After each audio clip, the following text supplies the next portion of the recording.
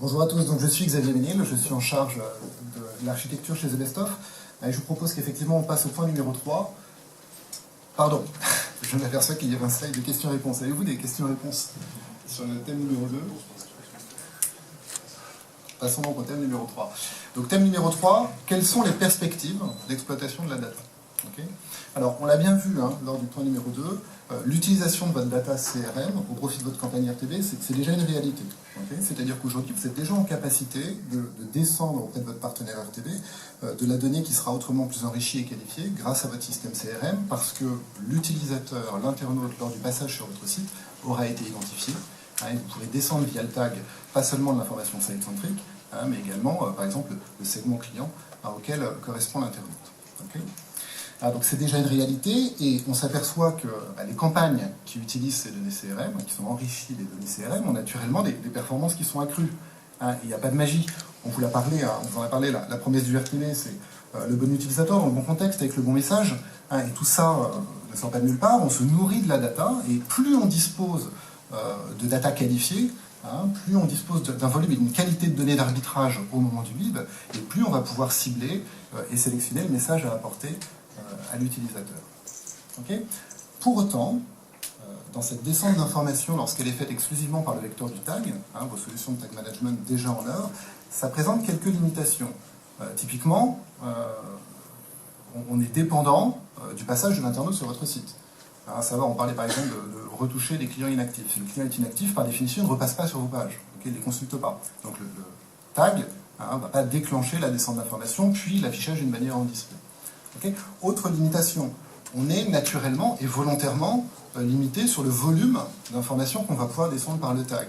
Donc on va certes descendre de l'information qualifiée, mais chirurgicale, puisqu'on se trouve au beau milieu d'un process d'achat éventuel, en adhérence directe avec le parcours client sur votre site, on ne veut pas mettre à risque. Donc c'est de l'information, mais en faible volume qui peut être descendue. Et troisième et dernière limitation qu'on va rencontrer, c'est que certes le tag a cette capacité à nous descendre de l'information, qu'on va mettre au profit du ciblage dans vos campagnes RTB, mais le tag n'a pas capacité à recevoir de l'information en retour. Donc de fait, il n'y a pas d'enrichissement de vos données dans vos systèmes CRM existants.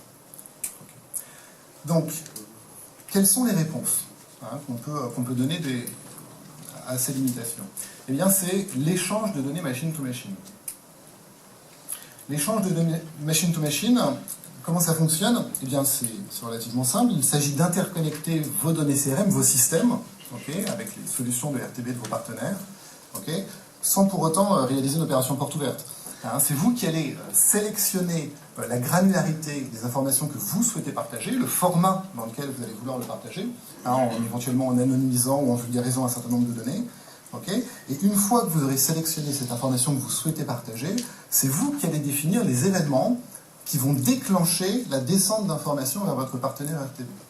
Ça veut dire que vous gardez un contrôle complet de votre donnée, à la fois sur la granularité que vous acceptez de descendre, et puis le moment où vous descendez cette donnée. En aucun cas, c'est votre partenaire qui vient la chercher chez vous, c'est vous qui la poussez. Très bien. Et ça, une fois que interconnexion et paramétrage sont réalisés, ça signifie que l'information peut librement descendre dans les solutions de RTB de manière à réaliser l'achat le plus approprié avec le bon message pour le bon utilisateur dans le bon contexte. Alors, quels vont être les apports du M2M? On l'a compris, puisque ce n'est plus votre site web, ce n'est plus votre site marchand qui est le vecteur de transmission, c'est plus le tag, ce sont les serveurs qui parlent à des serveurs, il n'y a plus de limitation de volume. C'est-à-dire que vous allez enfin pouvoir exploiter, utiliser, valoriser l'intégralité de votre patrimoine CRM. Celui que vous avez acquis au fur et à mesure de ces nombreuses années de votre relation avec votre client.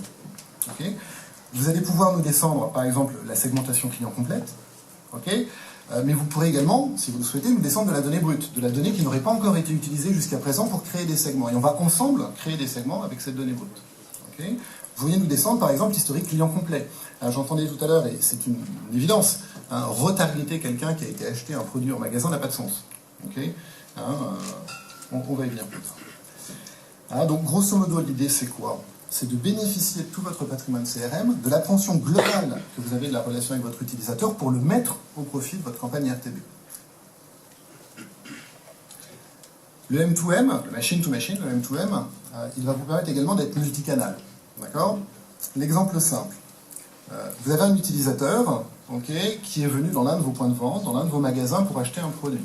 Au moment de l'achat, le vendeur lui a certainement proposé les ventes liées, faire du cross-sell, okay, ça n'a pas été nécessairement le bon moment, le client n'a pas réalisé. Vous allez pouvoir continuer ce discours via le levier du display, okay, puisque grâce au M2M, l'événement de type le client connu a acheté tel produit dans tel magasin peut descendre dans nos systèmes, et puis cet utilisateur, lorsqu'on va le revoir lors de ses navigations intérieures sur d'autres sites, on va pouvoir lui pousser le message de cross-sell que vous avez envie de lui apporter, à savoir la vente de l'accessoire, la vente de l'extension de garantie, enfin peu importe, réaliser le cross-sell.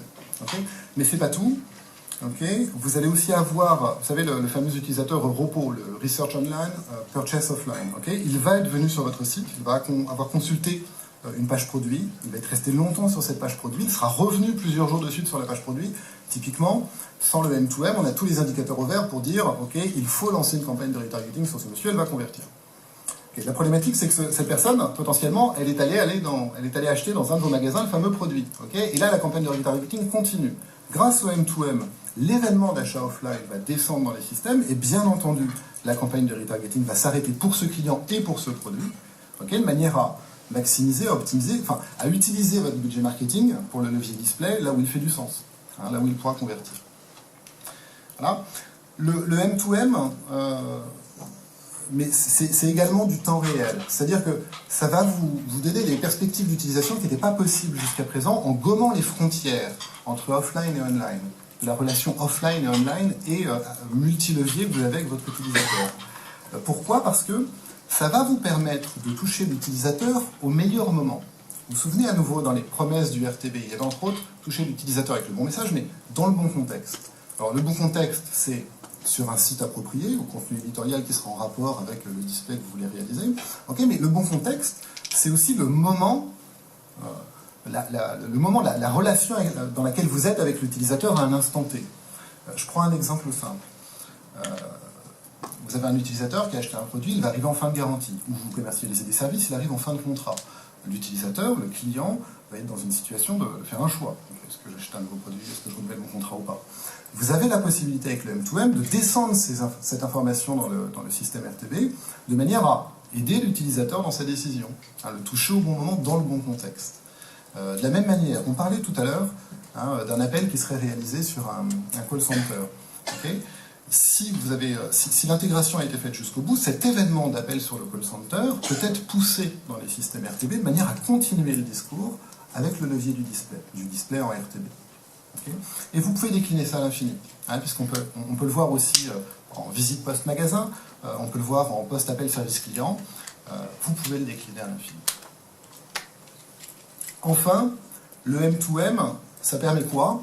Eh bien, contrairement au tag, qui est une descente d'informations de vous à nous unidirectionnelle, okay, ça va nous permettre de vous remonter de l'information. Typiquement, vos données ont de la valeur. Okay, et cette valeur, on l'exploite à votre profit au sein des campagnes RTB. Mais ces données, okay, elles vont s'enrichir de l'expérience RTB et du display qu'on a vécu. Ces informations, on est capable, en M2M, de vous les remonter, okay, et d'enrichir votre patrimoine CRM. Ça veut dire quoi?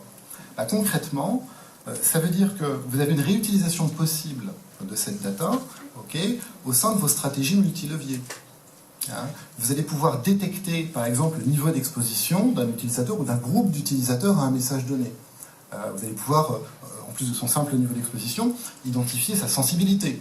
Typiquement, sur le canal display, des bannières qui cliquent versus des bannières qui ne cliquent pas, il est probable que vous ayez bien identifié lorsque ça clique que le message est pertinent et va parler à l'utilisateur. Voilà. Alors, je vous ai dressé ici un descriptif rapide de ce que sont les perspectives d'utilisation de la data. Je vous propose maintenant qu'on donne la main à Emmanuel Brunet